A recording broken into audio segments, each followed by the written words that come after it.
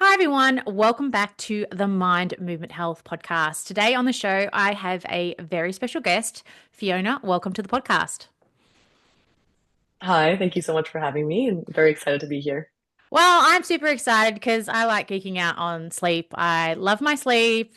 I like wearing a wearable. I like finding out all the details. So, chatting about sleep is one thing I really enjoy doing. But I also think it's one of those areas of people's lives that they go, oh, yeah, nutrition is super important. My workouts are super important. I've heard this info on, I've got to manage my stress, and sleep kind of just falls to the wayside. So, let's dive in. hmm Can you please introduce yourself to our listeners? Yeah, I'm happy to. I'm a holistic sleep coach, and that means I'm specifically geared towards insomnia and insomnia recovery. It is something that I personally struggled with for upwards of a year, and also I'm very health conscious about like my food, my exercise, everything, and sleep was something that I used to think I had just so much control over until I suddenly like didn't. And I almost like from one day to the next like lost the ability to sleep, and it was both the most traumatic but also the most rewarding experience that I have ever had. And now in light of that experience, I have learned to well, one, of course, like deal with what really insomnia truly is, which there is a lot of misinformation out there. I'm sure we'll be covering quite a lot about it today, and also now turned it into helping others. I'm simultaneously a yoga teacher, and I see quite a lot of like similarities and parallels between the teachings that I have learned from insomnia and insomnia recovery and yoga. So in a way, it's quite nice that I have found a way of balancing both of those worlds. Mm, that's amazing. And I think when you dive into more of those holistic practices like yoga or hmm Ayurveda or hmm things like that, you actually Yeah. find there's a lot of crossover to other areas of your health because that's how they were designed, thousands of years ago. Now, let's talk about what is insomnia? What is the sort of technical classification of having insomnia? hmm Well, and if you were to ask Google what it is, it's, I guess, kind of like Google would tell you that it is either the ability or like the difficulty of falling asleep or the difficulty of like staying asleep. But what it truly is, it's the fear, or it's kind of like an anxiety produced from the fear of not sleeping, which in a way kind of like causes its own like loop response. If you'd like, I can also go into like kind of how it's triggered and how that actually comes to be because it gives you a bit of a bigger picture. But typically, what would happen with like an insomniac is that they have a perhaps some kind of stressful event that triggers sleeplessness. And you and I think everybody listening also knows that having kind of like a bad night's sleep is just nothing to really worry about. It's something that would normally correct itself. But for insomniacs, for some reason, one sleepless night turned into maybe two or three. And in a way that almost like triggered some kind of like, okay, there must be something wrong with me. That then almost like triggers like the fear of the fact that you aren't sleeping. But your fear response is very much like physiological. It's your fight or flight, which is the complete opposite that to what you need when you're like in your rest and digest state, which almost kind of like is a cycle in itself of like you're afraid of not sleeping, hence you don't sleep, and it kind of like becomes its self perpetuating cycle. Mm. Yeah. The anxiety piece I haven't really heard of much before. I always hear like when you hmm talk to, either my clients or friends and people have had sleepless nights and they say that they have insomnia, that they say that they try to go to sleep or they wake up, hmm partway through the night and they can't get back asleep and they, get up and hmm they walk around the house or they read a book or they and nothing seems to hmm work. So when it comes to insomnia and talking about that anxiety and trying to get back into that sort of rest and digest state, how do you do that when in the back of your mind, obviously, it's just going and going and hmm going? hmm Yeah, it's an excellent question, and I'd say it's not. It's kind of like not really black or white. I'd say the main principle here is just recognizing that our bodies and our minds are incredibly adapted to always keeping us safe, right? And when we are met with some kind of like perceived threat, our main concern, both from like an avoidant perspective of like avoiding the threat that is there, as well as like avoid that emotion, is very present. So kind of like to break that cycle, it almost you almost need to get to like a point where you are ready to almost like surrender to the fact that it is an uncomfortable situation to be in, where you almost like allow it. It's kind of hard to like explain, but you almost like allow the situation to be where what it is, and then from there on, you can kind of like move on. And to answer your question in a little bit more, I guess, detail, what I would personally say is the most important element is actually education, because insomniacs, or when we first tend to have insomnia, it's very much this position where like you just don't really know what's happening and you don't exactly know why you can't sleep anymore. Where when you kind of educate yourself about what is actually happening physiologically, like knowing that it's almost kind of like your body's doing this for you, not against you, and you can almost like or make your way back towards that natural state, then you can slowly learn to let go and come into that place of essentially education is definitely the number one step to recovery. Hmm. And how prevalent is insomnia? And like, does it matter with age too? Does it change with age?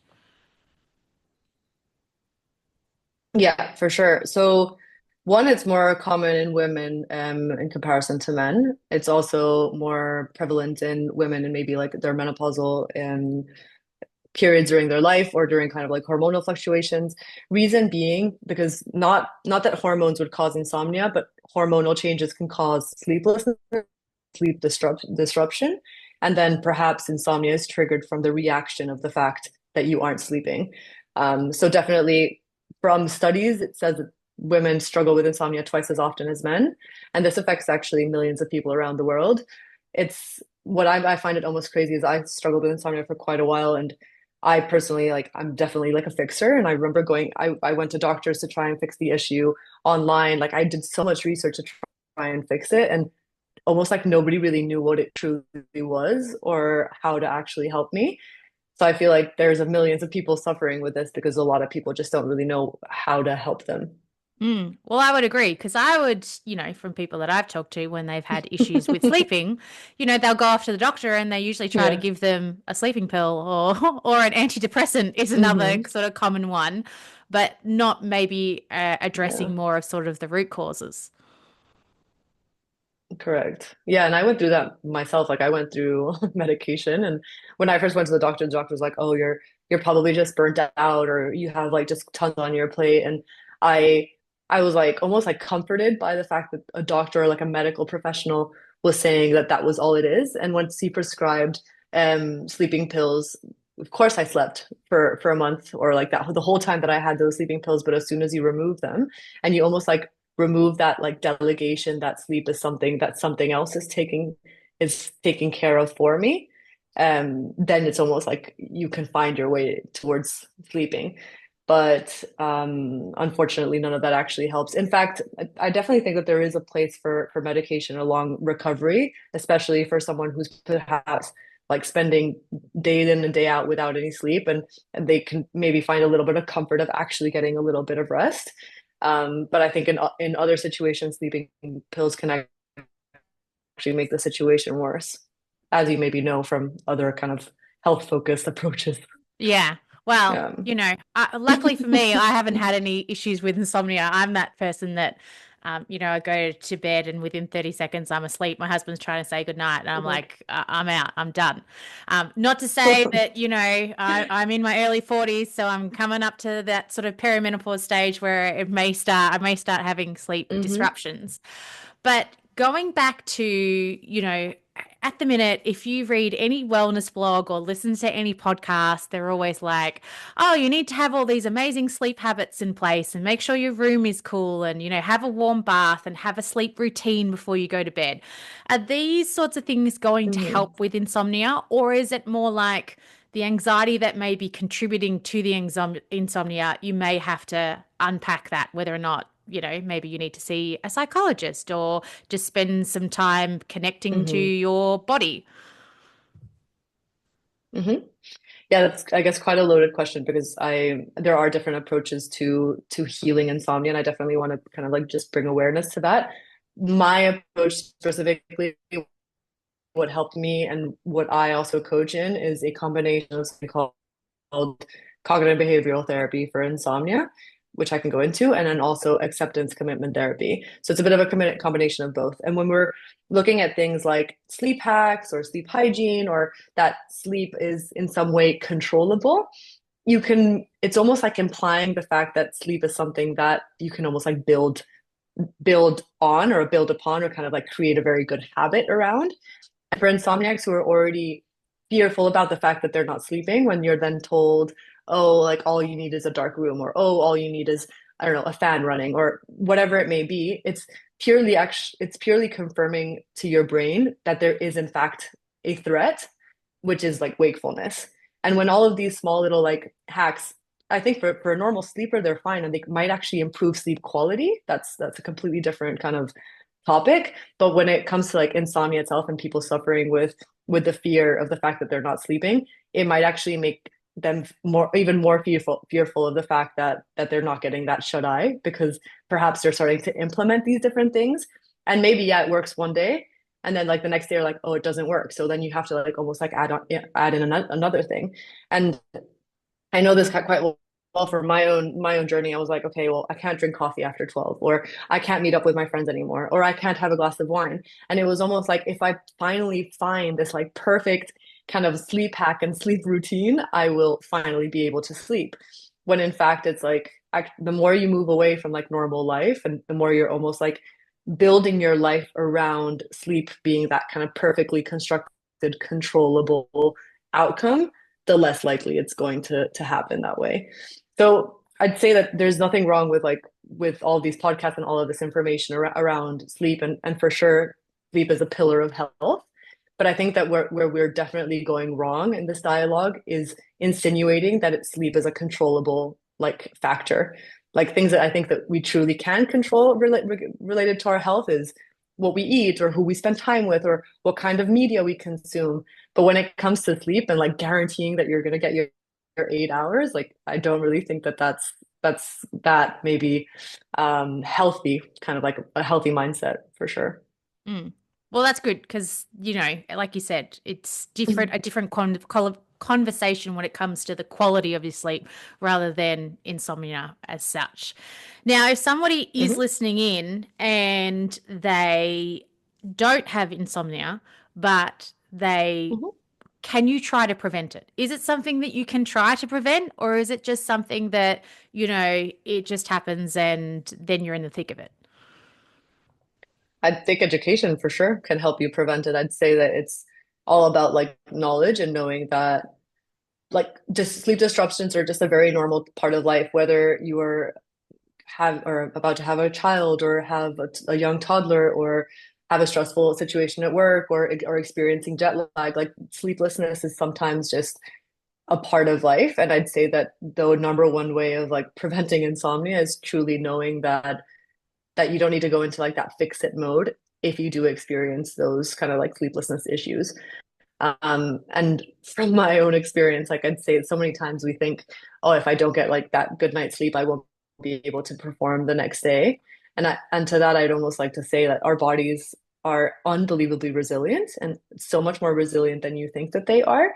And a lot of times, like good sleepers will tend to overestimate how much they sleep, just as much as bad sleepers like underestimate how much they sleep. So it's more about kind of moving away and completely detaching to sleep being something that is then going to influence how you perceive maybe everything else that you experience throughout your day.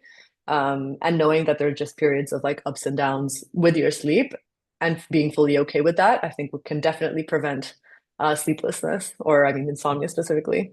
Mm. Well, I know I definitely have been guilty of that. Like the other night, my husband was snoring and I felt like I really didn't get any sleep. And I'm like, I'm going to be so tired tomorrow. And, I'm not going to be sort of performing at my best. I was actually fine. I actually was, pretty good that day and felt really good. I felt probably a little bit more tired by the end of the afternoon, but whether or not that was from my perceived lack of sleep, or maybe the quality of my sleep, or maybe just something totally unrelated, I'm really not going to know. So I do believe that there is that sort of perception and link that we tend to, put on our sleep, and it's not always the case. Mhm.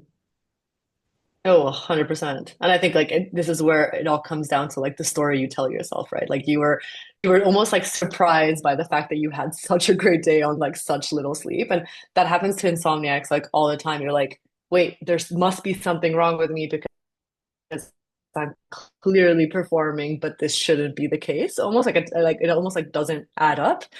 But yeah, I'd say that we're all guilty of this. But if anything, like that I've now learned is when I don't have like the best night's sleep, I'm like it's gonna be fine because I've had weeks where I've maybe had like 2 or 3 hours a night, and I was fine then. So I'll definitely be okay now.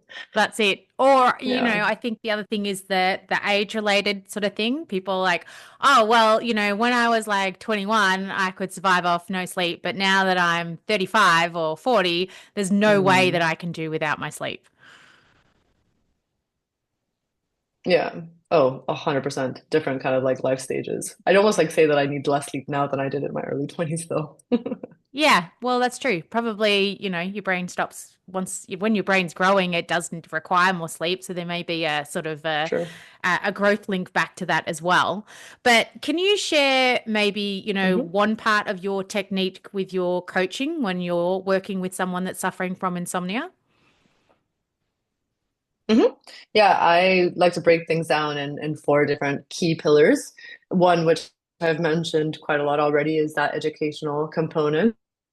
So if somebody were to work with me, one, I'd actually say that by the time someone found someone like me, like a sleep coach that they want to work with, they probably have already found quite a lot of information online. Like I think it almost comes like as a last resort of like, I definitely need a little bit more help with this.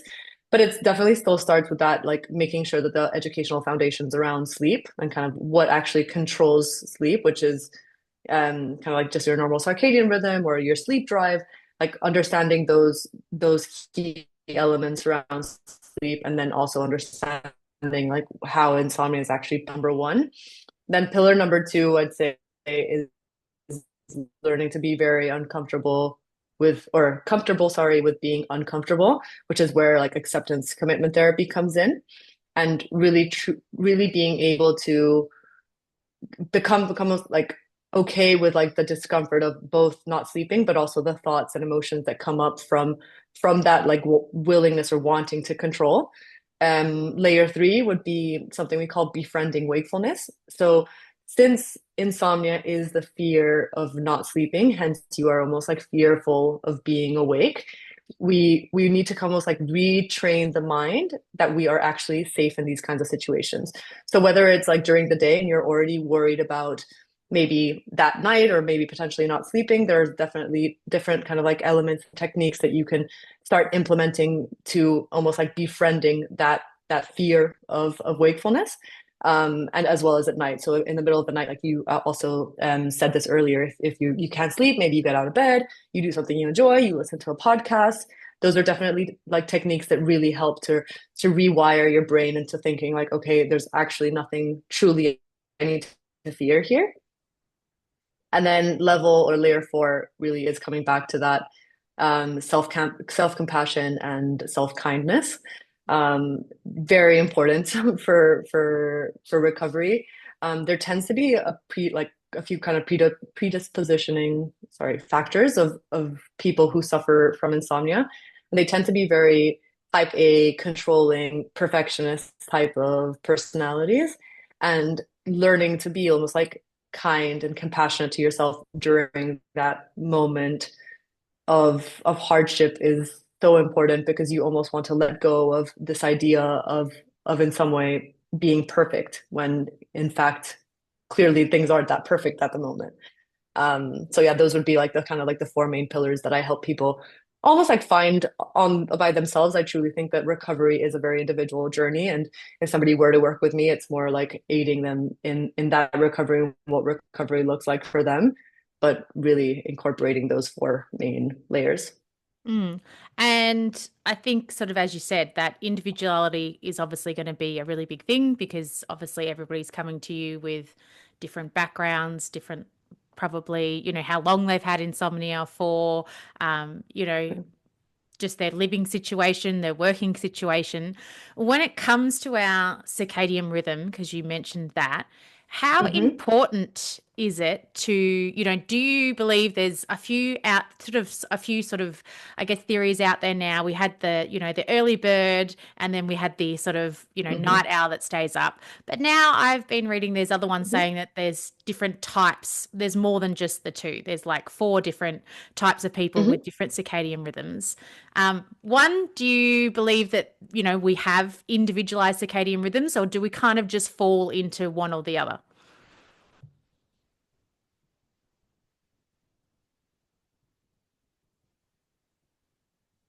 Highly productive at like 5 a.m. I know that because now being in South America for the last couple of weeks and I have to work European time zones, I'm like highly effective. And I just know that that wouldn't be the case for everybody else. So that's like kind of like my own personal perspective. But on like my own kind of like side of things where I've done a little bit of my own research on this is one, maybe you can agree that the world we live in today has evolved a lot faster than our physiology. And if you look at our kind of like cavemen ancestors, you would also see that, again, our main purpose was survival and keeping both like the individual and also kind of like the group safe. And having these different circadian rhythms would actually mean that at any given point, there'd always be someone maybe like awake, which actually would be able to warn like the group or also individually from threats.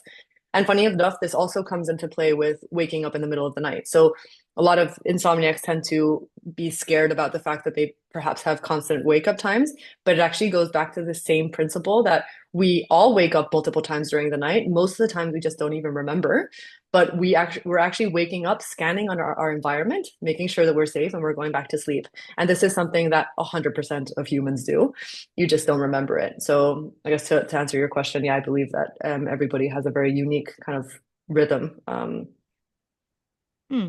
Well, there's one of the studies I read recently was looking at regular sleep and wake times, and that being a key indicator for lifespan. So rather Mhm. than how much sleep you had or the quality of sleep you had, they really looked at that regular sort of going to sleep time and that regular wake time as being the number one indicator for, longer lifespan. That's so interesting. I actually haven't read that article, but I'd love to check it out. Yeah, I would like to I'll read that. find it again and then send it to you because I think there's some amazing research coming through on sleep, which is great. And talking Hmm. about, Hmm. not getting a good night's sleep, I have to bring up naps because lots of people love naps. Hmm. But is this Hmm. contraindicative to someone that may be suffering from insomnia, or is this something that is encouraged? Hmm. Yeah, that's an excellent question. And I'd say it's very, very common for insomniacs to, one, perhaps they were already nappers and then they can no longer nap, or two, they were never nappers to begin with, and they believe that because they're not sleeping, they need to kind of catch up on sleep. And to go back to this idea or like to this principle of how sleep happens, so there's main things are three things that regulate your sleep. It's your circadian rhythm that we've discussed. It's also your sleep drive, which is like the accumulation of something called adenosine in your brain, which is like this sleep pressure that is your natural like body's like need for sleep that is accumulated throughout the day. And then also your sleep need, which is your individual like the set amount of hours that your body needs. And this is 100% very individual. There's definitely people that can survive very well in 6 hours, whereas there's other people that definitely need like their 9 hours. And that's just very like individual as well. So if you're looking at someone who has insomnia and they perhaps didn't get to sleep until like 3 a.m. and for some reason they still like woke up at 6 a.m. and they just couldn't really get any more rest. And then quite typically they'd want to almost like force themselves to have a nap in the afternoon, or perhaps they're quite tired. So from my own coaching perspective, I always think that this is also comes down to the individual and also like the what is the purpose for you to take a nap? Like, is it because you need to almost like catch up on sleep because you are fearful of the fact that you aren't sleeping, or is it because you genuinely want to like lay down and rest? And that those perspectives can really just change the game. So I'd say like napping is completely fine, but it also like if you do end up napping, what's actually going to happen is that you're also going to decrease that sleep drive, right? You're going to kind of like reduce that need for sleep later into the evening, which for insomniacs, if you have no problem napping and you can fall back asleep, totally fine. But I think what tends to happen is they may not be able to sleep at night. Then they catch up on sleep during the day. Their sleep drive is reduced, which then means that they can't fall asleep again like at their normal time at night because they again don't need that much sleep, and that almost like triggers a cycle of its own. So bit of a whirlwind answer, but it really just comes down to the individual. I'd say that the most important thing is just like knowing what is your intention behind the nap, right? Is Mm. what's important. Yeah, so definitely individual, but also if you are struggling with insomnia and you are potentially napping in the afternoon, maybe you could try not napping to see if that then changes your sleep during the evening. Yeah, 100%. And that's actually one of the main like CBTI principles is no napping. And they also work with things called sleep restriction, which is basically keeping your like sleep window to very restricted hours to basically work on your physiology to increase your sleep drive as much as possible so that when you are spending time in bed, like you're almost like more you're guaranteed that you'll actually sleep because you're overriding the anxiety by just like the basic kind of like need for sleep that your body craves in a way. But this can work for some people, and but I've also known other people who it hasn't worked for. Hmm. Depends. So something to experiment with if you would Yeah, like. definitely. Now, before we started recording, we were talking about yoga and just briefly about Hmm. holistic practices, like meditation and breath work and things like that. Are these Hmm. type of holistic practices, can they work with trying to overcome insomnia, or if it's not helping insomnia, maybe just the quality of our sleep? Definitely. So quality of sleep for sure. Insomnia specifically, it's quite loaded, but I'd say that the teachings that we have from insomnia, meaning the teachings around it being like this the cycle of control, the cycle of almost like perfectionism of being very attached to a certain kind of outcome are very similar to the teachings of yoga, of like surrendering, of being okay with like where you are now, with almost like non-attachment, not being perfect in some way. And in a way, actually, when I was personally experiencing insomnia, I was almost like shocked by the fact that in a way I was like teaching something that I didn't really know how to practice myself. So there's that element where it's kind of like the higher level like teachings of both insomnia and maybe yoga or other holistic practices that can be similar. And then on the actual like physiological level, I truly also believe that when we tap into like our body, whereas whether it's breath or movement or meditation, you can also very much one start to understand that thoughts are purely just that, like so almost like demystifying whatever is going up or happening up here by almost like calming your physiology. You can also, I think, become a lot more tolerant to whatever emotions you are going through. And three, I truly think that you can calm your mind by calming down your body. So I'd say that for sure, like there's so many different like parallels that you can draw upon.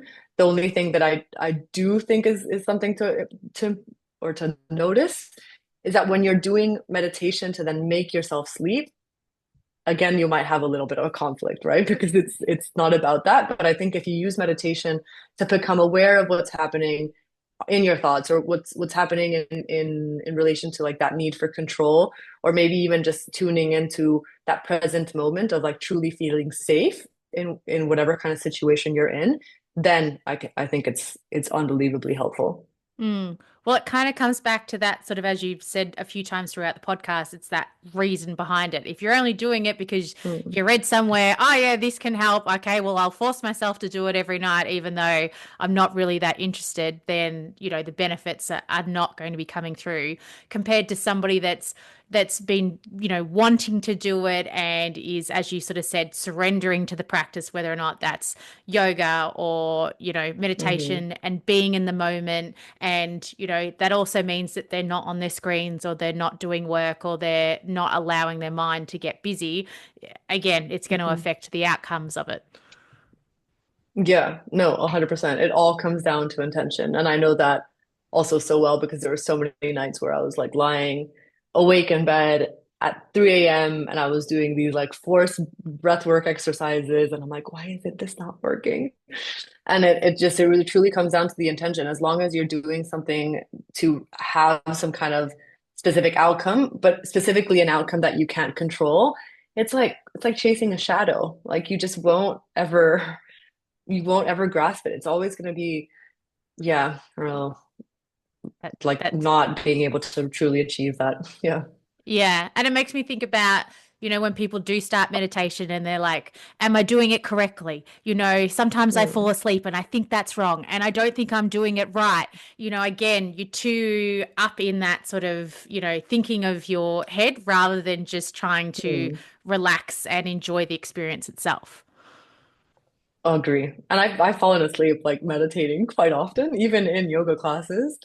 And in a way, like I actually think that that is like you've almost like you're so detached from, or like of course, like it's all about being present, but you're also just like so relaxed at how amazing that your body can feel so comfortable that it falls asleep. I think Yeah. that's I've done quite it lots. beautiful. That's I do it wonderful. lots.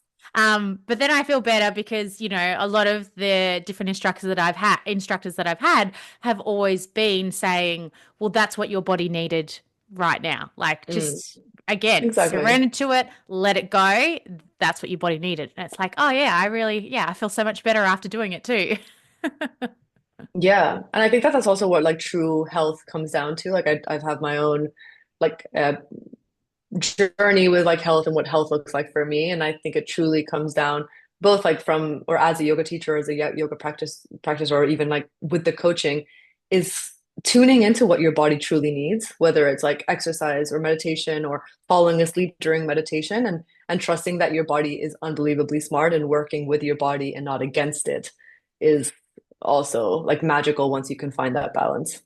Yeah, and usually it's a bit of a journey, I think, for people Definitely. you're not going to probably get it the first time around. It's going to be, a matter of exploring different techniques or, different modalities, and then over time you'll get there.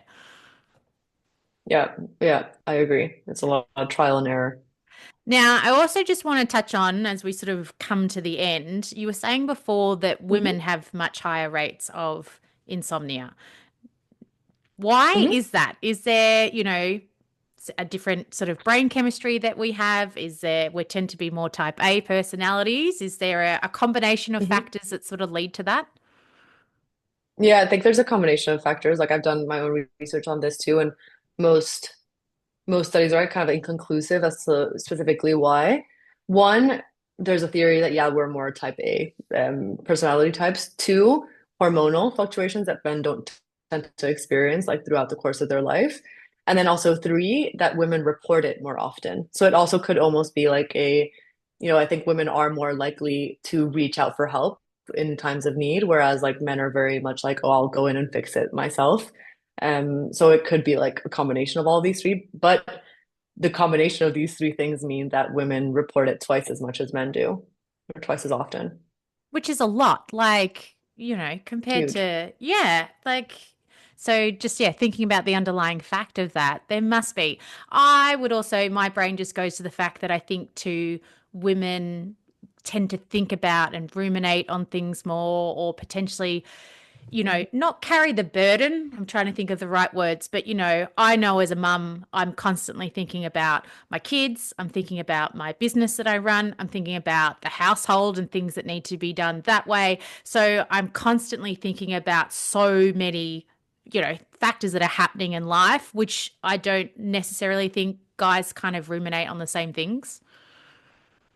True. Yeah, and then add on the fact that you may just no longer sleep and imagine like it almost like threatens all of those other things that you're taking care of. Like it almost like dismantles everything. Like once I think you remove sleep, it feels like you can no longer show up as you want to be in like all other aspects of life. So um it's definitely quite a fragile thing to yeah, to kind of like find the balance for. Um yeah, and then another thing that I also wanted to kind of like point out, I think that when it comes to insomnia, there's also quite a lot of people that we've almost like created a culture where we are aware that insomnia happens, but we are also we sometimes think that there is no fix to it. So I think that that's also kind of like another part of the problem. Like a lot of the women that I've spoken to who have insomnia, they may have been struggling with sleeplessness for years, and they've almost kind of given up on the idea of fixing it, whereas there's definitely quite a real like fix that you can kind of approach through these techniques. Mm, agree, because I have a couple of older clients just in the studio that, Hmm. like they're probably in their 70s now, and they have just Hmm. resigned to the fact that they get 3 to 4 hours sleep a night because they've done the medication thing, they've done, the yoga, the meditate, all of the above, and so they're just like, yep, well, that's just the way it is, and they just deal with it on a daily basis. But it is something that, even when we're in class, it gets brought up quite regularly because it is having an effect on everything that they do throughout their life.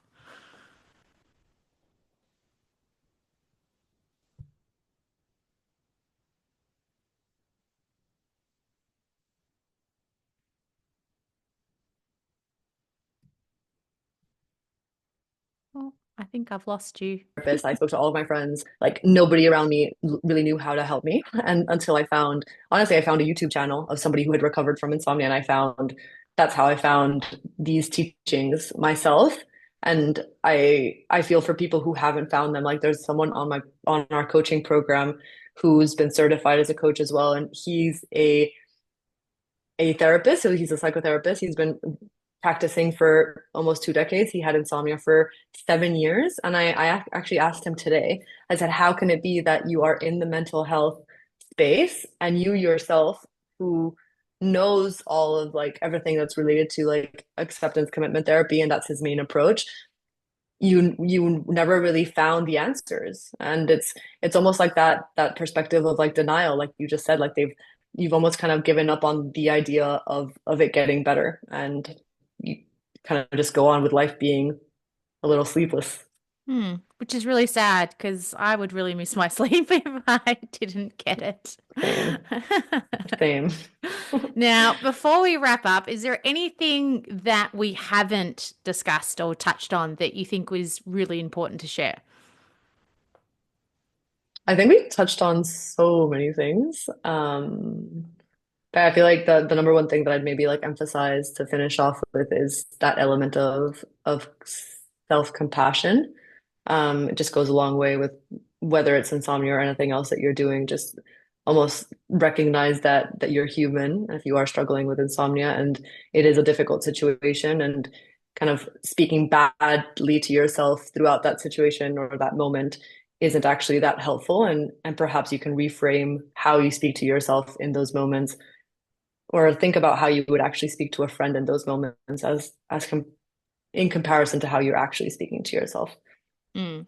Well, I think that's good advice because most of us say to we're pretty mean. We're just like to ourselves, we're like, get on with Yeah. it, suck it Yeah. up, like you'll be fine, like just read this and you'll work it out. Whereas if we're talking to a friend, we'd be like, that is terrible, is there anything I can do to help? Like, we'd Exactly. reach out. But yeah, for ourselves, we're just like, get on with it. Exactly. Now, I always like to ask my guests that if there's one piece of advice that you could give to our listeners now, that after listening to this podcast, they could go out and instigate it straight away, what would it be?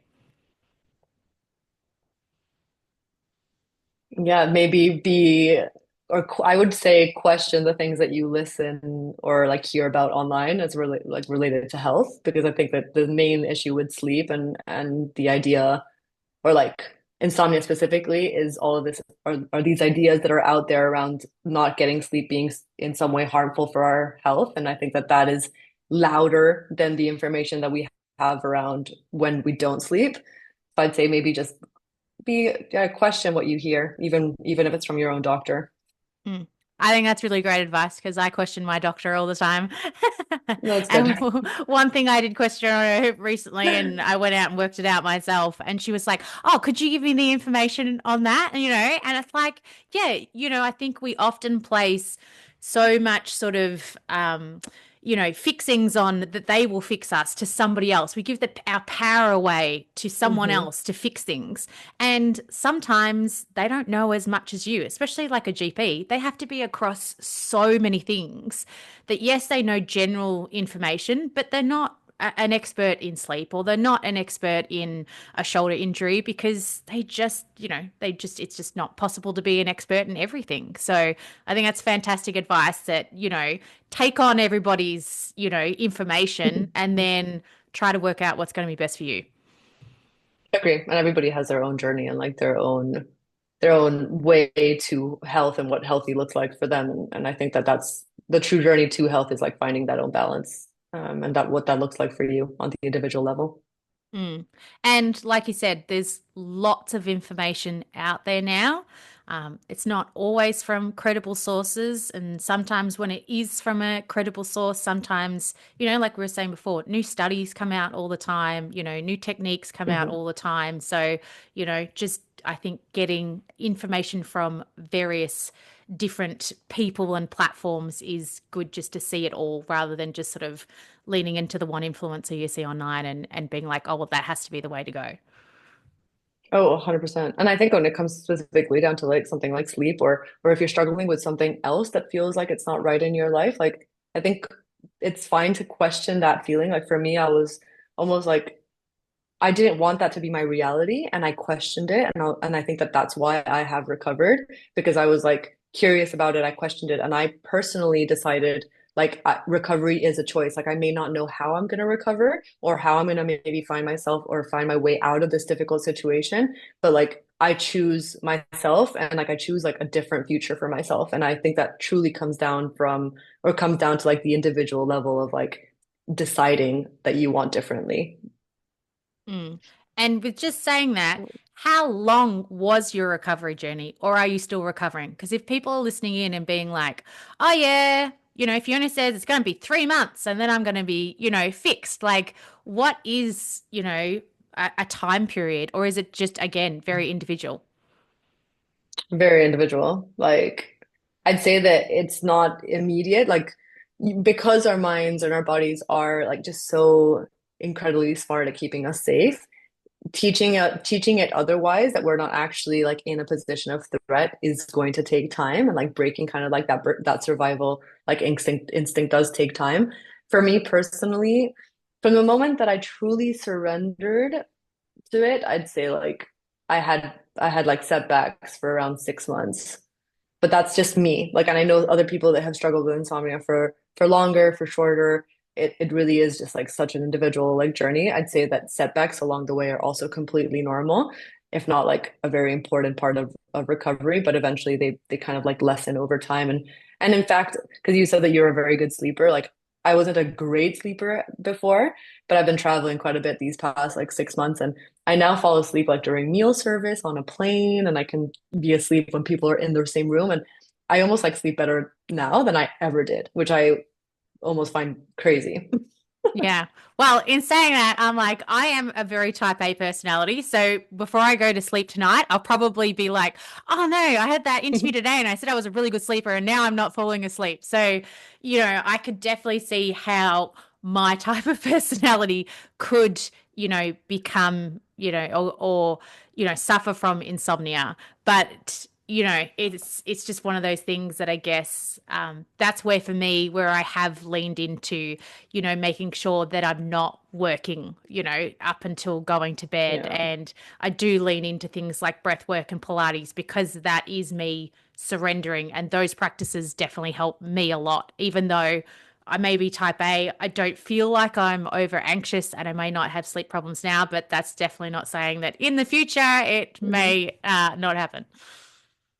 But now you have the knowledge and the tools to know that you'll be fine either way, like even if you Exactly do have a right. few I bad nights. just know I have to surrender to it and adopt some of your principles and then reach out if I need. Exactly. Happy to help. Amazing. Well, where can our listeners reach out and connect with you? Yeah, so on Instagram, I'm at sleep underscore coaching with Fiona, and it's the same for YouTube. And then any further links, contact links are actually linked to both of those platforms if they needed. Amazing. Well, I'll put them in the podcast show notes too. So listeners definitely head there and reach out and connect with Fiona. But thank you so much for coming on the podcast. I think, again, we talk a lot about sleep, but not necessarily much about insomnia. And I have friends and clients that definitely have suffered from it or are suffering from it. So I think it's a really important conversation to have. So thanks for coming on the podcast. Thank you so much for giving me the space to share. And for anybody who is listening or is struggling, like I really hope that they find their kind of like path to recovery. And yeah, appreciate the space.